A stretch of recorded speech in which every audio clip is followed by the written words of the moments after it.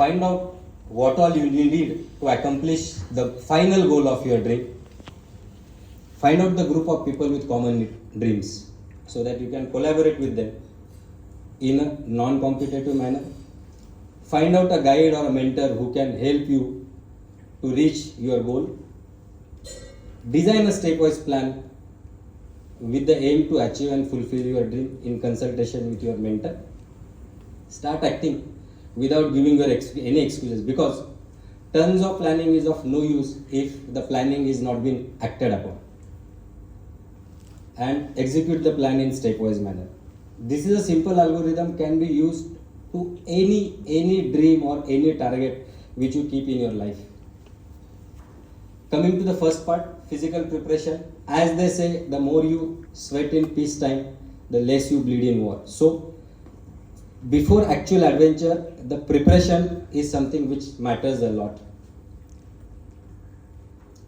We had a group of around 32 people, and we had a coach who was training us, guiding us, mentoring us in the preparation. Every Monday we used to get similar message on our group that this is your schedule for entire week. You follow it, and the schedule was keeping on getting more and more extensive and more exerting as the day to the trek was coming near. Daily exercises used to include your hill runs, staircase climbing. The staircase climbing, initially we used to have 10 floors, 15 floors, 20 floors, and last which I did was 169 floors with 5 kg weight on the backpack. My building is around 13 floors. We used to go up, come down by lift, again go up, come down by lift 13, 14, 15 times. But that was necessary because you can do Everest Base Camp without any preparation also sometimes, but the probability of completing it and completing it without any medical problems will be higher if you are prepared well. Running on the flats, hill walking, spats, lunges, calf raises, planks, Surya Namaskar. This used to be our daily routine. Preparation treks, we did a lot of treks. The first trek we did was the famous K2S trek, which is the trek from Katras to Siagat. It's an overnight trek generally done. We start at 10 o'clock in the morning, the distance of around 17.5 kilometers, and there are 15 or 16 hills on the way. So you go up, you come down, you walk for some time, again you go up, you come down, you walk, and you keep on walking till around 7-8 o'clock in the morning, and then the trek gets completed at the foothill of Sinhagarh. These are some of the photographs from the trek.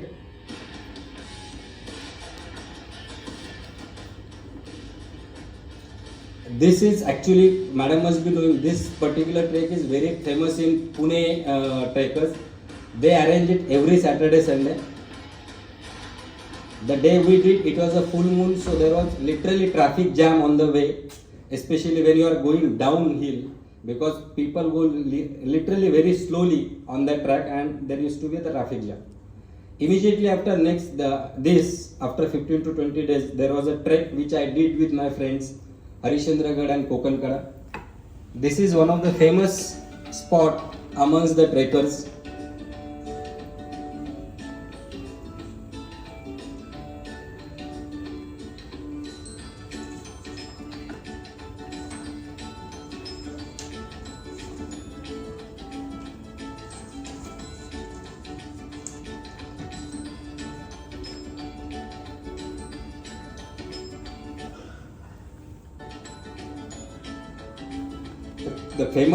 This is a spot which is located at the borders of Nasik, Thane and Ahmednagar district, and the Kokankada is a spot from where it is almost 500 feet rock patch, which is this exactly is that spot. We did again, this trek was again done overnight. We started at around 3 o'clock in the night and we reached around 6-7 o'clock at the top. I'll just brush through, and this was again the last of our preparation treks. which we did at Kalsubai. Kalsubai being the highest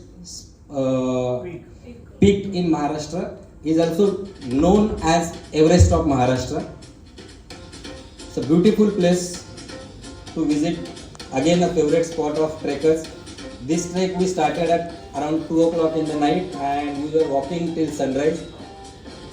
It was an exerting one, but when you see the beautiful morning sunrise from the peak, it makes your day. All our group of around 35 people who were preparing for Everest Base Camp, everyone was there.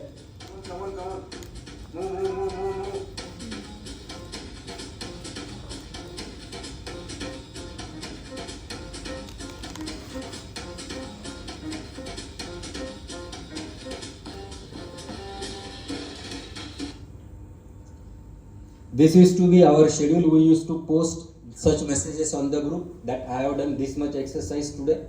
It used to help to one, keep a record and maybe motivate other people also to work equally, so that, because see, when you are going in a group, one sick person in the group can demotivate entire group. So you not only have to see that you are preparing well, you have to see that entire group is preparing well.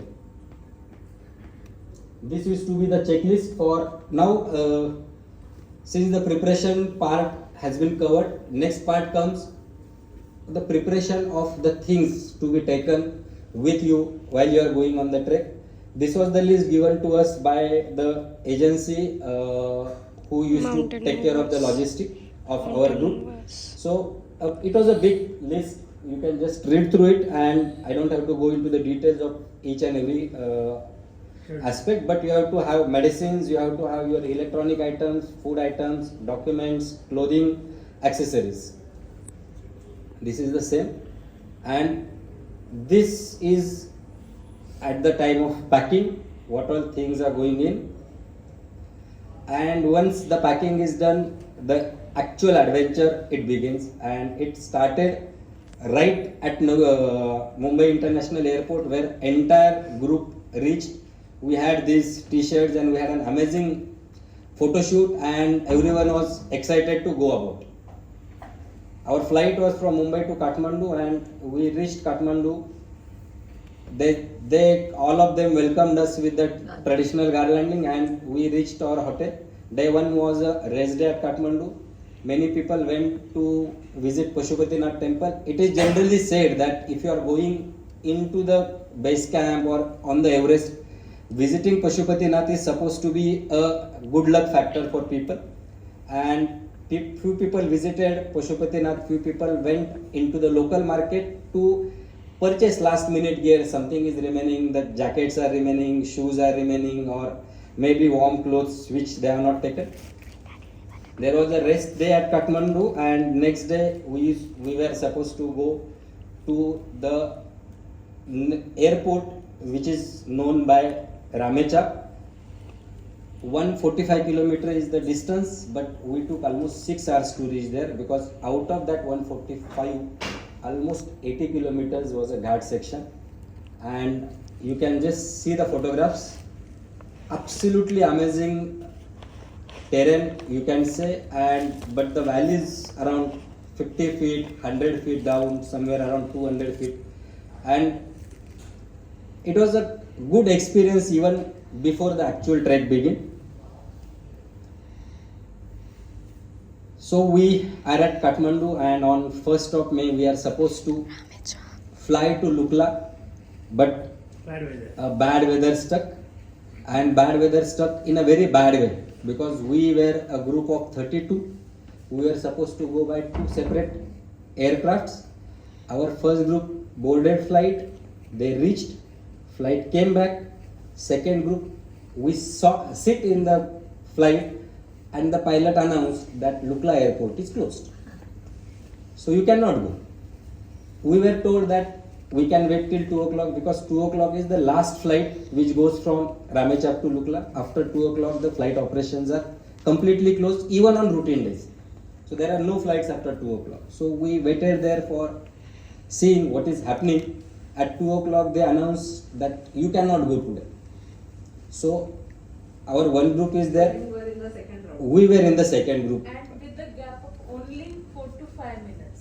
First aircraft reaches in the 5 minutes, starting to reaching, and they reached, and the next flight to them was another one's flight, and then ours.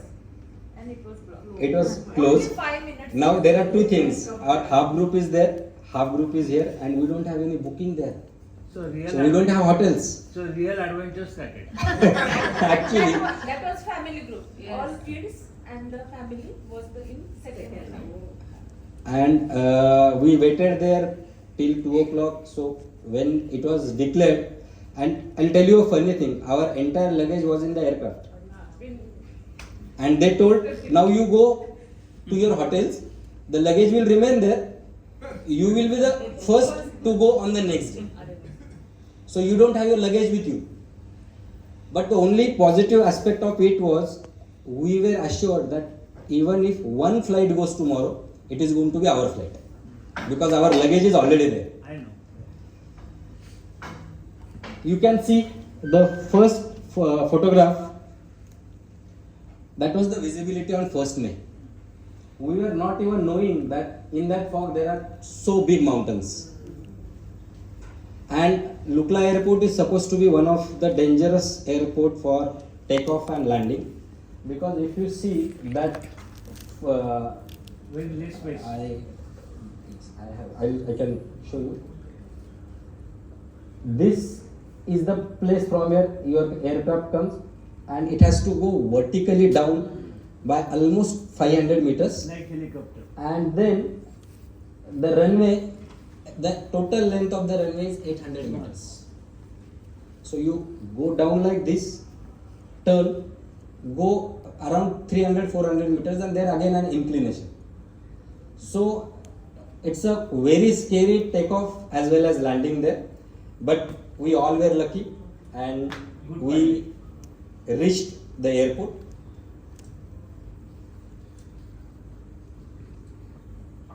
Once we reached the airport, we went to a hotel where our group, which was staying since one day before, was there. So we joined them. Our luggage was loaded on the yaks, and it started to move towards our destination place, which is Fakdi. And after breakfast, we started walking immediately. We landed, we had a breakfast, and within 25-30 minutes, we started walking. And our day one of the trek started here. Day one of the trek, actually on day one of the trek, you are descending and you are not ascending up. From 2,860 meters, you are going down to 2,610 meters. The distance is around 11 kilometers on this day, and you are walking. Since it was a descent, you were relatively comfortable to walk and carry on. This is a picture of a typical suspension bridge. There are around 6 or 7 suspension bridge on entire route, and walking on that suspension bridge is a absolute best experience. With every step it is moving. When you reach in the middle, you have around 50, 60, 100 meters a river. It is with freezing cold, and in the center there are severe winds are going on. So amazing weather experience it is. Yeah. So this day was relatively easy for all of us. Relatively easy for all of us to move, because it was a descent, but it was not again a steep descent. You go down by 40-50 meters, again you go up. So up and down was there for entire terrain.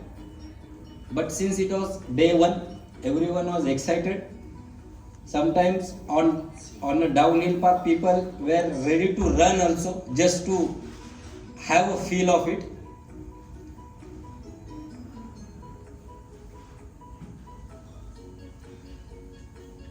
On the way, we completed this distance by around, I think, 7-8 hours. At around 2 o'clock, there was a halt for a lunch, and after lunch, immediately after lunch, you again start walking to reach your destination. Yeah, you can. I'll just show you later. These are the traditional prayer wheels.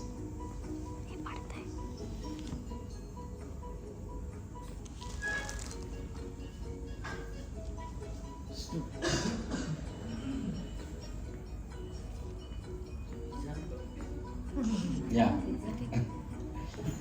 Everest Base Camp trek is supposed to be one of the luxurious trek because you get everything.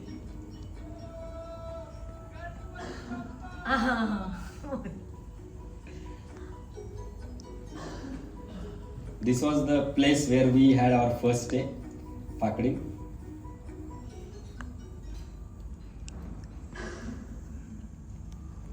This used to be our traditional routine lunch, dal bhat, one sabji and a papad. Aloo sabji, common, constant at all places. But you slowly you get used to it. We reached Pakdi by 4 o'clock. We had a stay there, and after immediately when we reached, we had that was a routine. Like when you reach, you have a stretching session so that your muscles get relaxed and get prepared for next day's trek, and then you have a lunch and dinner, and you go to sleep at around 7 o'clock because you have to wake up at 4 o'clock or 5 o'clock in the morning.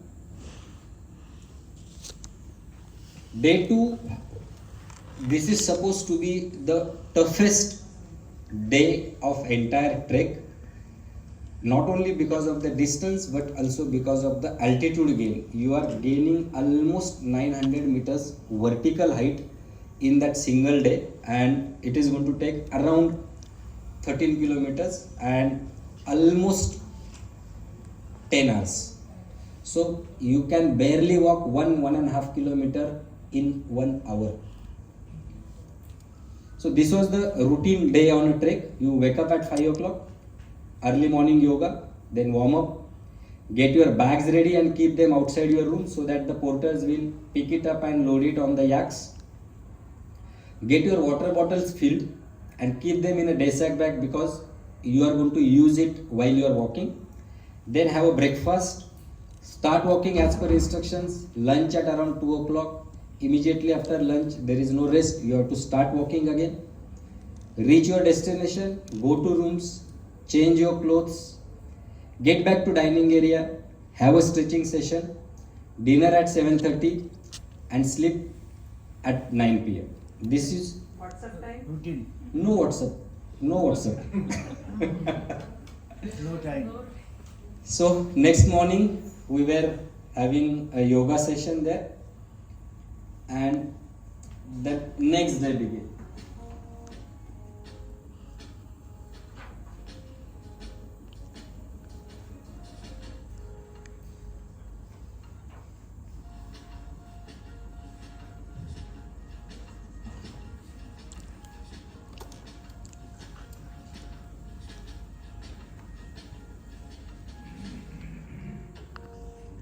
On this route, when you are walking just before lunch, you enter the Sagarmatha National Park. This is an official entry point to Everest Base Camp trek. After that, you have a lunch, then you have two bridges, and then the famous Hillary Suspension Bridge comes. That is one of the highest suspension bridge ever built in the world.